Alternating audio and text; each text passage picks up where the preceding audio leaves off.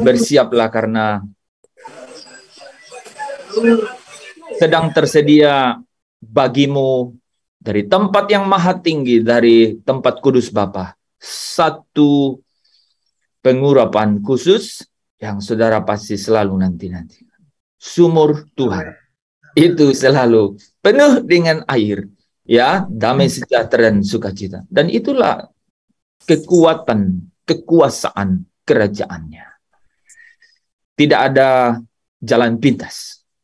Tadi malam saya katakan, tidak ada waktu tak bertuan, tidak ada ruang tak punya relasi dengan kekekalan. Setiap detik, setiap jengkal, setiap gerakan mata, setiap indera kita bergerak, saudara, di dalam tatapan mata Sang Penjunan. Jangan pernah engkau dicuri oleh iblis semua keyakinan imanmu.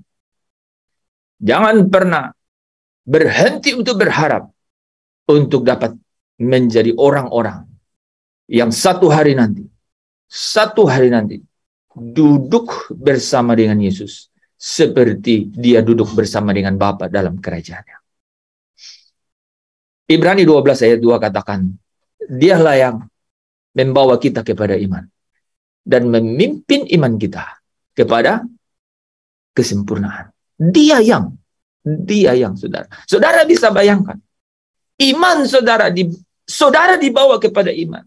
Dan kemudian iman saudara dipimpin kepada kesempurnaan. Sesuatu yang berelasi langsung dengan dia duduk di sebelah kanan Bapa. Kalau saudara menang, dia katakan, aku akan dudukkan engkau bersama aku di tahtaku. Seperti aku duduk bersama Bapakku di tahtanya. How great thou art. Seberapa agung itu, saudara. Kesulitan yang saya dan saudara jalani hari ini. Sekalipun saudara tidak sharing kepada saya bahwa saudara dalam keadaan sulit. Tetapi dengan pewahyuan dari setiap firman, saya berani berkata, kesulitan yang saudara sedang alami dan jalani hari-hari ini, percayalah bahwa di dalamnya tersimpan kemuliaan-kemuliaan yang satu hari nanti, saudara akan menerimanya. Sebagai apa, saudara? Sebagai mahkota. Namanya mahkota kemuliaan. Saudara yang dikasihi Tuhan, Musa. Kalau saudara dengar dan ingat cerita itu, Musa seorang yang cakap, ya, orang yang lihai, pandai, ya, yang diagung-agungkan, orang yang boleh dikatakan seseorang yang dianggap dan kemudian menjadi pemimpin umat. Tetapi saudara tahu, dia harus masuk sekolah di padang gurun Median selama 40 tahun. Proses yang harus dijalani oleh Musa. Ada sesuatu yang menarik di sana. Percakapan Musa dengan Tuhan. Musa berkata, Tuhan, kalau kau mau hapus nama mereka dari kitab kehidupan, hapus saja namaku. Betapa hebat, betapa respectful Musa itu. Dia berani korban, saudara, ya. Tetapi dia harus tetap menjalani satu sekolah di padang gurun Median, saudara. Jadi kalau keadaan yang kita alami hari ini, di mana kita harus menerima segala sesuatu di dalam kesulitan-kesulitan yang kita lewati, itu artinya kita harus menerimanya sebagai sekolahnya Tuhan. Kalau Tuhan seakan-akan tidak di pihak kita, saudara, Tuhan membiarkan keadaan kesulitan yang kita alami ini berlarut-larut, saudara. Bahkan terkadang, ya, makin hari sepertinya kita makin terpuruk. Saudara yang dikasihi Tuhan, itu sebenarnya suatu proses di mana iman kita itu sedang diuji.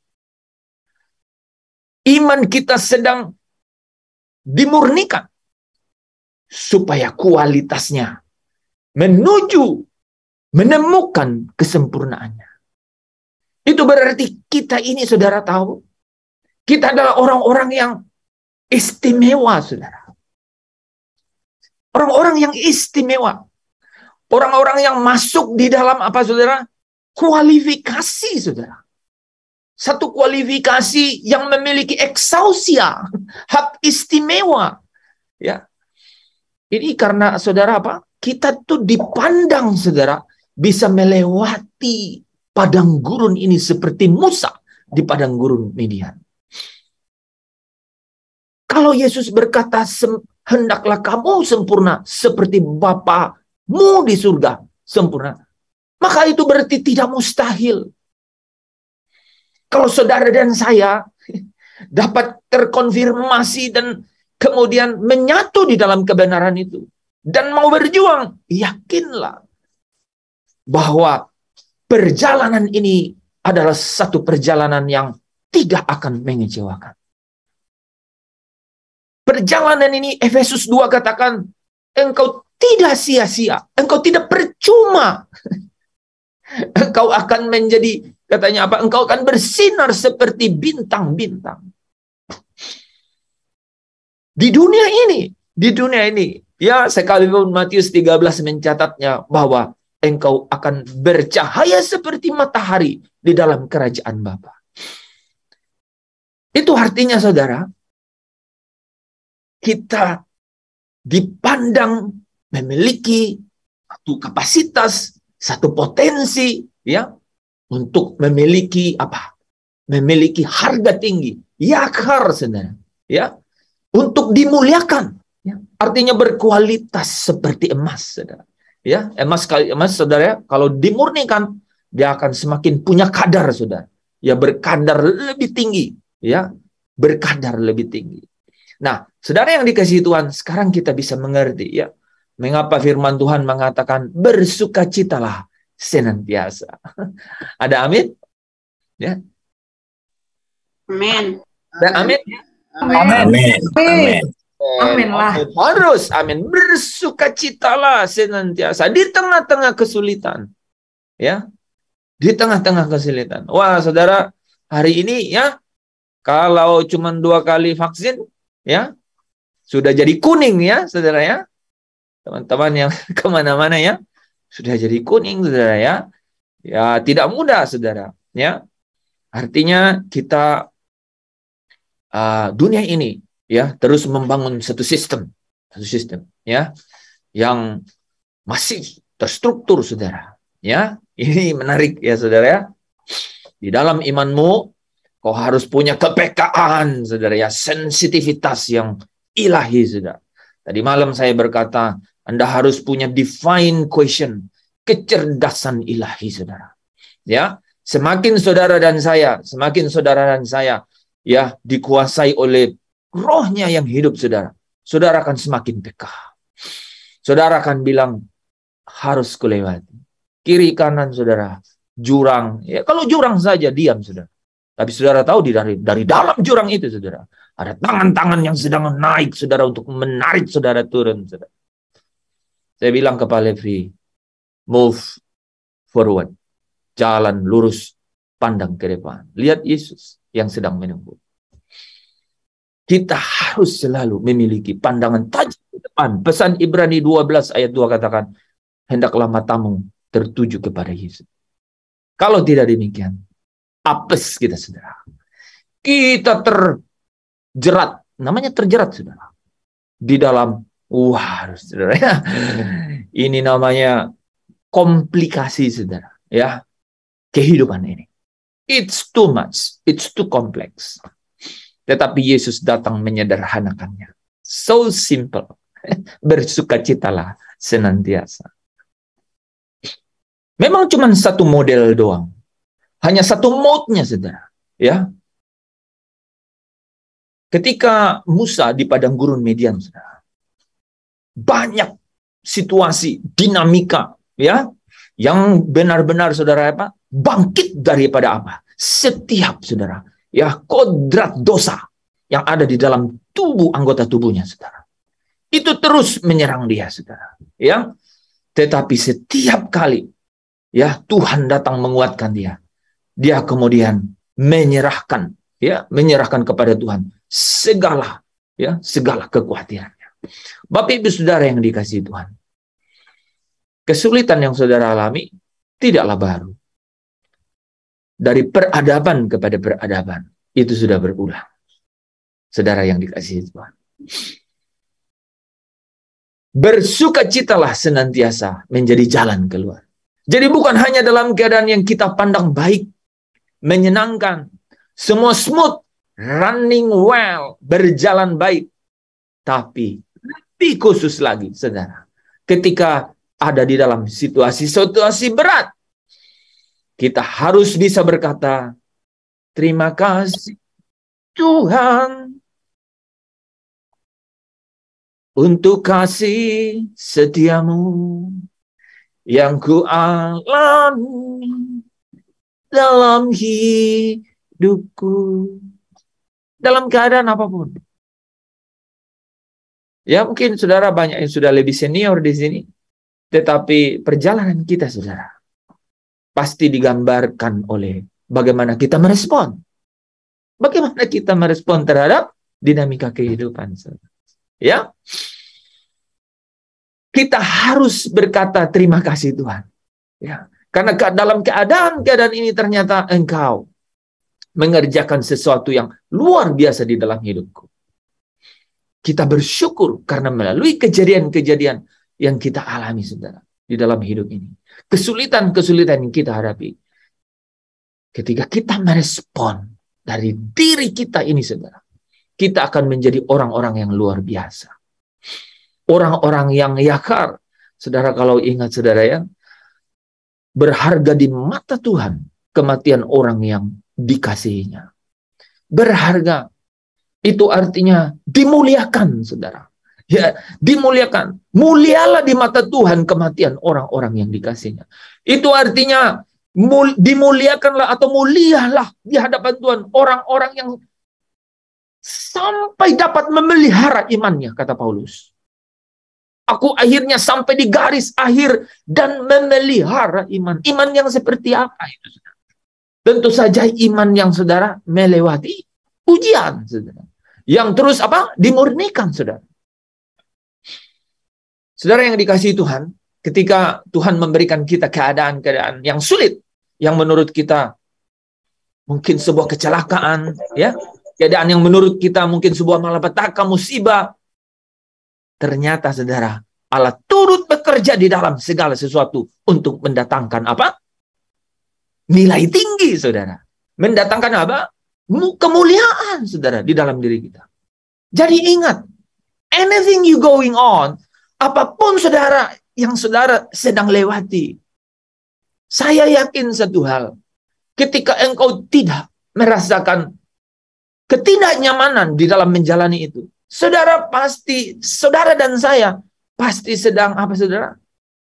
Nina bobo, saudara. Ya, kita jalan di dalam keadaan yang tidak eling, saudara. Kita terbawa dalam suasana comfort zone, saudara. Dan itulah yang kitab Wahyu katakan orang-orang di bumi. Itu artinya orang-orang yang melekat hasratnya di bumi, saudara. Malam hari ini saya mengundang saudara di dalam keadaan yang tertekan, dalam perjalanan padang gurun, di dalam keadaan yang sulit, ya. Ingatlah, saudara, bahwa itu adalah keadaan-keadaan di mana Allah bekerja untuk mendatangkan kemuliaan di dalam diri saya dan saudara.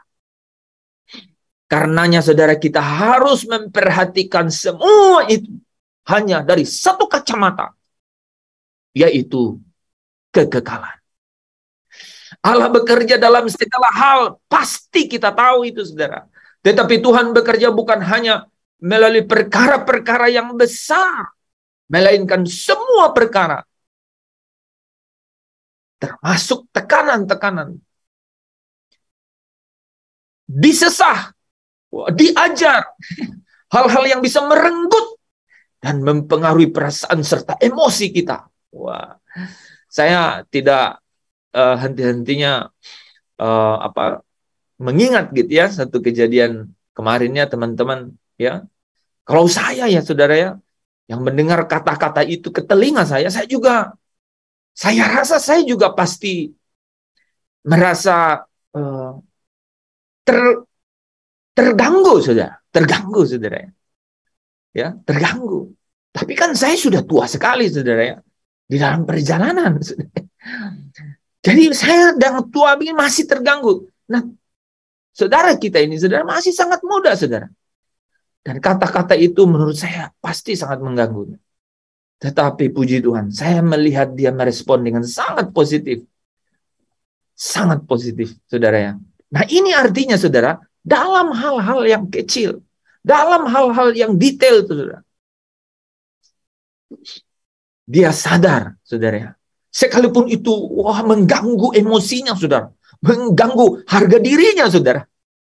Tapi dari hal-hal kecil itu, ya, dia dapat bangkit dan melihat Allah sedang membawa saya untuk menikmati mahkota kemuliaan di dalam hal ini. Wah, itu luar biasa. Makanya pujian dan penyembahan yang lahir dari orang yang merasa dirinya tak layak dan ditebus menjadi pujian dan penyembahan yang harum di hadapan, di tahta kekudusan Bapa. Amin, amin. That is wonderful worship. Saudara bisa apa saja, silakan saudara, dengan semua pengalaman, pemahaman, pengetahuan, pengertian. Tetapi saudara, saya selalu bilang bahwa ketika kita menikmati ya suasana batin, suasana kebatinan, saya mau balas, suasana kebatinan ketika Yesus menebus saudara dan harganya itu sangat mahal, dan dari sana saudara bangkit. Itulah yang kita sebut the redeemed worship. Penyembahan orang-orang yang dirinya melihat Tuhan yang menebusnya sebagai harga yang tertinggi dan tak dapat dibandingkan, ditegarkan dengan hal-hal yang lain. Saudara yang dikasihi Tuhan, banyak perkara yang kita tidak bisa selesaikan dalam hidup ini. Tetapi ketika saudara memiliki suasana batin seperti itu, wah, saudara berkata, di dunia ini tidak ada satupun yang dapat kutukarkan dengan itu. Sekalipun hatiku dan dagingku habis lenyap, penebusku yang hidup, juru selamatku, itulah kebahagiaan. Saudara tidak akan pernah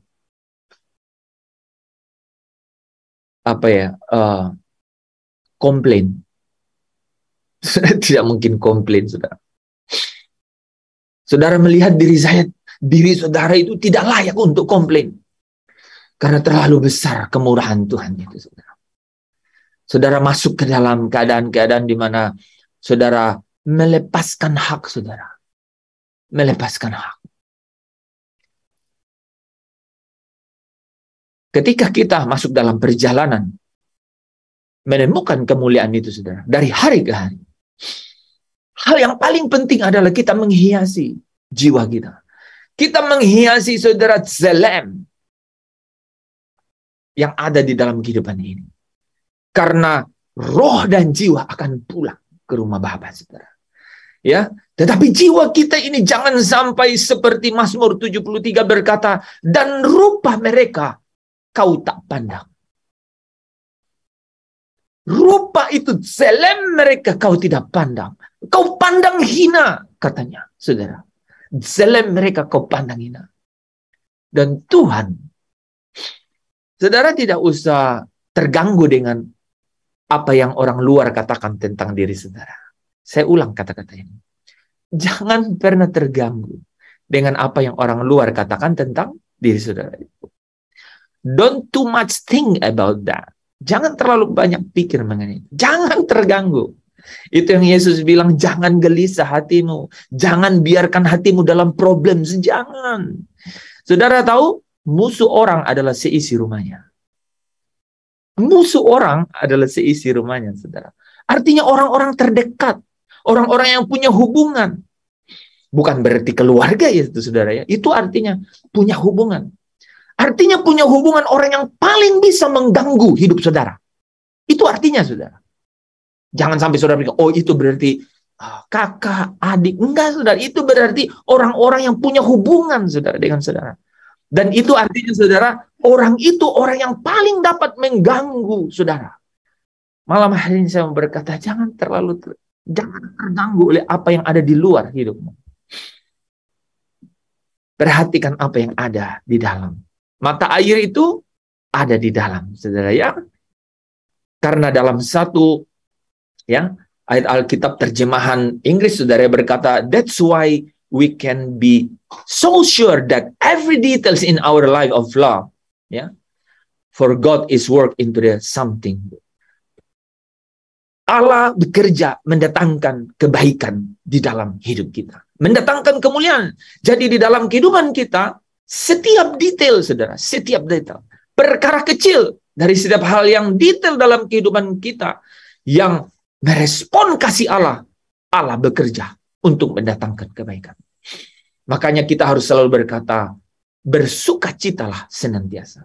Kita harus bersyukur, kita harus memperhatikan proses itu dari hal-hal yang kecil. Allah sedang bekerja. Jangan kita terpesona, saudaranya. Jangan teralihkan pikirannya hanya ke hal-hal yang besar. Tapi mulailah dengan menghiasi jiwa saudara. Ya, jangan hanya melihat hal-hal yang spektakuler, saudara. Saudara tahu? Devil is in details, ya. Satu quote, saudara ya. Penyelesaian itu ada di dalam hal-hal yang detail, saudara, ya. Kita harus ya melihatnya dari mana kacamata kekekalan, yaitu bagaimana Allah melihatnya, saudara, ya. Saudara yang dikasihi Tuhan, perjalanan kemuliaan itu bukanlah perjalanan yang mudah. Perjalanan kemuliaan itu adalah penyembahan, saudara. Dan penyembahan itu, saudara tahu, penyembahan itu adalah dengan sadar memilih jalan penderitaan, saudara. Ibadah penyembahan, saudara ya, itu adalah jalan kesengsaraan. Cuman satu cara menerjemahkannya, saudara. Datang kepada Bapa, menyembah Dia, itu pasti masuk dalam apa, saudara? Via dolorosa, saudara. Kutinggalkan semua hidupku yang lama. Dan aku memandang fokus kepada Kristus yang membawa aku kepada iman dan memimpin imanku kepada kesempurnaan. Supaya satu hari nanti, Dia yang duduk di tahta itu, saudara, bersama dengan Bapa, Dia berkata, barang siapa menang, akan kududukkan bersama dengan aku di atas tahtaku. Kepada kita hari ini, malam hari ini, saudara, firman Tuhan sampai kepada kita bahwa apapun kesulitanmu, bersukacitalah senantiasa. Karena semua perjalanan ini, sehebat-hebatnya, sebagaimanapun, ya saudara ya, bahkan saya mau berkata, sepedih-pedihnya penderitaan yang saudara jalani, itu pasti berakhir. Jadi masalahmu pun jangan pasti berakhir. Tetapi yang paling penting, tidak ada waktu yang tak bertuan, saudara. Ingat ya, kalau bukan untuk Allah dalam kemuliaan, itu berarti untuk Hades dalam kehinaan. Kalau itu tidak dikumpulkan untuk perbuatan-perbuatan baik, untuk malaikat datang menjemput seperti Lazarus, itu berarti satu tabungan kepada Hades, alam maut, untuk di mana tempat yang berbahaya, yang paling hina, gelap itu, saudara. Waktu ini tidak ada yang tak bertuhan. Setiap kita masuk dalam waktu, dimensi ini, perhatikan satu hal, bahwa kita akan satu hari nanti, saudara, menikmati perjalanan kita di dunia ini. Dan perjalanan itu kita sudah lewati berapa session dalam GPS ya. Ini adalah perjalanan kemuliaan. Glory trekking, saudara. Ini adalah trek kemuliaan. Kemana kita sedang melabuhkan ya tujuan akhir hidup kita. Bapak Ibu Saudara yang dikasihi Tuhan. Di setiap peradaban ada orangnya. Setiap orang ada masanya, saudara. Dunia mencoba membuat puisi-puisi untuk menenangkan batin, saudara. Tapi firman Tuhan itu adalah roti yang membuat kita tidak lapar lagi.